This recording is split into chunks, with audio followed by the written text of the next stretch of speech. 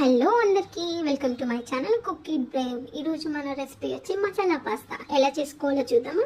First ఒక packet pasta తీసుకోవాలి. తర్వాత ఒక బౌల్లో వాటర్ ఉడికించుకొని అందులో ఈ పాస్తా అనేది వేసుకొని మంచిగా ఉడికించుకోవాలి. తర్వాత ఒక ప్యాన్ తీసుకొని అందులో జీరా, తెల్లగడ్డ, పచ్చిమిరపకాయలు, ఎర్రగడ్డ అండ్ టమాటో వేసుకొని మంచిగా మిక్స్ చేసుకోవాలి. సో ఇలా మంచిగా చూడండి, ఎలా కట్ చేస్తున్నానో ఎలా చాప్ చేస్తున్నానో అంతా చూడండి. తర్వాత మీరు ఇలా మంచిగా మిక్స్ చేసుకున్న తర్వాత ఇందులోకి మనం ఉప్పు, కారం, మసాలా, మ్యాగీ మసాలా కానీ పాస్తా మసాలా కానీ వేసుకొని పసుపుతో సహా అంతా మిక్స్ చేసుకోవాలన్నమాట. ఒక 5 to 10 minutes అలా మిక్స్ అయిన తర్వాత ఒక బౌల్ తీసుకొని అందులో tomato sauce, chilli sauce, soya sauce వేసుకొని మంచిగా కలుపుకొని అది కూడా అందులోకి యాడ్ చేసుకోవాలి.